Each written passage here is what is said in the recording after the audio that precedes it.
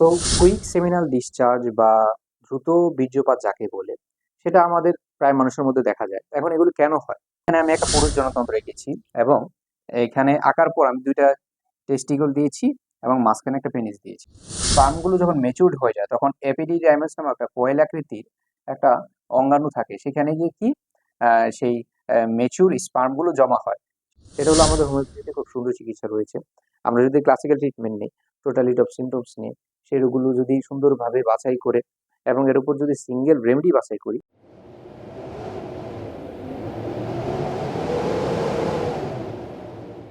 আসসালামু আলাইকুম রহমতুল্লাহ বারাকাতু। কেমন আছেন বন্ধুরা? আশা করি সকলে ভালো আছেন। প্রতিবারের মতো এবারও আমরা শিক্ষণীয় ভিডিও নিয়ে এসে পড়লাম। আজকে আপনাদের সাথে খুব গুরুত্বপূর্ণ বিষয় নিয়ে আলোচনা করব। সেটা হলো আমাদের পুরুষ প্রজনন তন্ত্রে কি কি রোগ বালাই হতে পারে। কুইক সেমিনাল ডিসচার্জ বা দ্রুত বীর্যপাত আমরা যাকে বলি, এই জিনিসটা আমরা খুব প্রায় মানুষই ভুগে থাকতেছি এবং এর কারণে আমরা বিভিন্ন হতাশার ভিতরে ভুগছি। তো এগুলো থেকে কিভাবে আমরা বাঁচবো এবং এগুলো থেকে বাঁচার উপায় কি এবং হলে কি কি লক্ষণগুলো দেখা দেয়, এই বিষয়ে আপনাদের সাথে গুরুত্বপূর্ণ আলোচনা করব। তো এটা নিয়ে আলোচনা করার আগে আগে দেখে নিই কিভাবে আমাদের শরীর থেকে স্পার্মগুলো পুরুষ জননতন্ত্র হয়ে আমাদের এরকম পেনিস দিয়ে বীর্যগুলো বের হয়ে আসছে। এই বিষয়ে আমি আপনাদের কিছু ছবি এঁকে সম্যক ধারণা দেওয়ার চেষ্টা করছি। আপনারা দেখতে পাচ্ছেন এখানে আমি একটা পুরুষ জনতন্ত্র এঁকেছি এবং এখানে আঁকার পর আমি দুইটা টেস্টিকল দিয়েছি এবং মাঝখানে একটা পেনিস দিয়েছি। তো আমাদের এখানে মূলত যে মূল কারিগর সেটা হলো টেস্টিকল। এখানে সে আমাদের কাঙ্ক্ষিত স্পার্মগুলো তৈরি হয়। স্পার্মগুলো যখন ম্যাচিউরড হয়ে যায় তখন এপিডিডাইমাস নামক একটা কয়েল আকৃতির একটা অঙ্গাণু থাকে, সেখানে গিয়ে কি সেই ম্যাচিউর স্পার্মগুলো জমা হয়। সেই ম্যাচিউর স্পার্মগুলো যখন জমা হয়ে যায় এবং আমাদের পেনিস যখন শক্ত হওয়ার চেষ্টা করে তখন ব্লাড গুলো এসে তার মধ্যে যখন জমা হয়ে যায় তখন শক্ত হয়ে যায়। শক্ত হলে তখন আমাদের একটা নার্ভের মাধ্যমে সিগন্যাল আসে যে এগুলো কি আমাদের বের হতে হবে। এর জন্য তখন স্পার্ম গুলো মাসেল কন্ট্রাকশনের মাধ্যমে সেগুলো ভাঁজ ডিফারেন্স হয়ে এসে জমা হয় অ্যাম্পুলার মধ্যে। এই দুইটা অ্যাম্পুলা দেখতে পাচ্ছেন, এই অ্যাম্পুলার মধ্যে জমা হয়। অ্যাম্পুলা এবং সেমিনাল ভেসিকল, আমাদের শরীরে অ্যাক্সেসরি গ্ল্যান্ড থাকে দুইটা। এখানে অ্যাক্সেসরি গ্ল্যান্ড গুলো কি সেমিনাল ভেসিকল, আরেকটা হলো আপনার প্রোস্টেট গ্ল্যান্ড। ঠিক আছে, দুইটাই আমাদের সিমেন্ট, আমাদের যে স্পার্মকে সিমেন্ট হতে তৈরি করতে সাহায্য করে।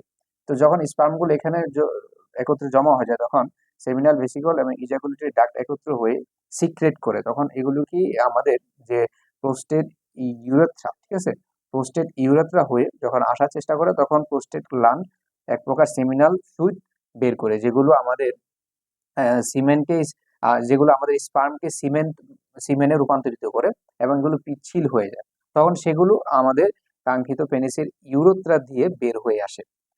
আর এইভাবে আমাদের মূলত বীর্যগুলো সে আমাদের পেনিস দিয়ে বের হয়ে আসে। তো আপনাদেরকে এই বিষয়ে সম্যক ধারণা দেওয়ার চেষ্টা করেছি। এখন আমরা আসি মূল টপিকে। তো কুইক সেমিনাল ডিসচার্জ বা দ্রুত বীর্যপাত যাকে বলে সেটা আমাদের প্রায় মানুষের মধ্যে দেখা যায়। এখন এগুলো কেন হয়? এটাকে আবার দুই ভাগে ভাগ করা হয়েছে, একটা হলো মানসিক আর একটা হলো জৈবিক। তো জৈবিক নিয়ে আগে আলোচনা করি, মানসিকটা পরে বলি। জৈবিক যে কারণগুলো সেটা হলো অতিরিক্ত মাস্টারবেশন যারা করে, হ্যাঁ, তখন আমাদের যে প্রেশারটা পরিপূর্ণ পেনিসের উপর পড়তেছে তখন এখানে ব্লাড ভেসেল গুলো বেশি যাচ্ছে এবং এখানে বিভিন্ন ধরনের নিষ্ক্রিয়তা ভাব হতে থাকে। এবং পরবর্তীতে বিভিন্ন ধরনের যাদের আছে এরকম কার্ডিওভাস্কুলার জনিত সমস্যা, যাদের উচ্চ রক্তচাপ বা নিম্ন রক্তচাপ জনিত সমস্যা, যাদের এরকম ডায়াবেটিস জনিত রোগ রয়েছে, হ্যাঁ, যারা বিভিন্ন ধরনের সিফিলিস গনোরিয়া রোগ এরকম ভুগে থাকে, মূত্রজনিত যাদের এরকম প্রদাহ রয়েছে, এগুলোর বিভিন্ন আহ, রোগের কারণে দেখা যায় কি আমাদের একসময় সেমিনাল ডিসচার্জ খুব দ্রুত হতে থাকে। তবে এর মধ্যে যেটা উল্লেখযোগ্য সেটা হলো মাস্টারবেশন। এগুলো থেকে যদি আমরা না বাঁচতে পারি তাহলে এই রোগগুলো আমাদের হতেই থাকবে এবং খুবই গুরুত্বপূর্ণ বিষয় এইগুলো।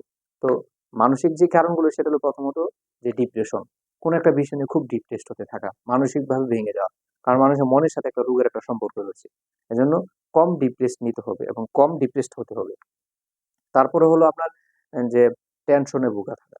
এরকম টেনশন বিভিন্ন ধরনের টেনশন হতে পারে, আমাদের ব্যবসার কারণে, মানসিক কারণে, বা পারিবারিক কারণে, বিভিন্ন প্রেমে ব্যর্থতার কারণে, এগুলোর কারণে বিভিন্ন কি টেনশন থাকে। এগুলো এরকম যারা আমরা টেনশন বেশি বেশি করব তখন একটা সময় আমাদের এরকম কি কুইক সেমিনাল ডিসচার্জ এরকম হতে পারে। তারপর মানসিক কারণের মধ্যে আরো বিভিন্ন জিনিস রয়েছে, যেমন ধর এরকম অনেকে চিন্তা করে, বেশি আশা চিন্তা করে, এরকম যে আমি মনে হয় যে আমি একটু বেশি পারবো, আগে বারবার ব্যর্থ হয়েছে সেগুলো বারবার মনে করতেছে, আমি না এখন মনে আর পারবো না। এগুলোর কারণে একটা সময় কি সিমেন্ট গুলো পর্যাপ্ত আকারে বের হয় না, বা যেহেতু বের হলে আমার এরকম বেবি কনসেপ্ট হবে, সেগুলো কি ওরকম স্পার্ম গুলো বের হচ্ছে না। এর জন্য মনের মধ্যে এরকম কুধারণা বা কুসংস্কার ধারণা ঝেড়ে ফেলতে হবে। যারা এরকম বিভিন্ন ধরনের মাদক দ্রব্যের মধ্যে, নেশাগ্রস্ত জিনিসের মধ্যে আসক্ত রয়েছেন, তাদের থেকেও কিন্তু এগুলো রোগ হয়। তারাও এরকম রোগে ভুগে থাকেন। এর জন্য এগুলো বদ অভ্যাসগুলো ছেড়ে দিতে হবে। তো এখন যাদের এরকম রোগগুলো হয়ে গেছে, আমরা তো বুঝতে পারছি কি কারণে হয় যাদের এরকম হয়ে গেছে। এগুলো থেকে আমরা কিভাবে বাঁচবো? প্রথমত, আমাদের হোমিওপ্যাথিতে খুব সুন্দর চিকিৎসা রয়েছে আলহামদুলিল্লাহ। আপনারা যদি ক্লাসিক্যাল ট্রিটমেন্ট নেন, যারা টোটালিটি অফ সিমটমস গুছিয়ে নিবে, 30 থেকে 40 মিনিট সময় নিয়ে আপনার সকল কিছু শুনবে, এর উপর ভিত্তি করে সিঙ্গেল রেমেডি যারা বাছাই করবে করবে অবশ্যই আল্লাহর রহমতে আপনি ভালো হবেন। এজন্য এরকম সঠিক হোমিওপ্যাথি ডাক্তার খুঁজে বের করুন, যারা এরকম ক্লাসিক্যাল ট্রিটমেন্ট দিতেছে, তাদের শরণাপন্ন হন। আপনার সে যে পুরুষত্বহীনতা, সেই রোগটা কি আপনার যেই কুইক সেমিনাল ডিসচার্জ যে রোগটা, সেটা খুব দ্রুতই সেরে উঠবে। তো আশা রাখি আপনাদের ভিডিওটা খুব উপকারে এসেছে। তো ভালো থাকবেন, সুস্থ থাকবেন। আসসালামু আলাইকুম রহমতুল্লাহ।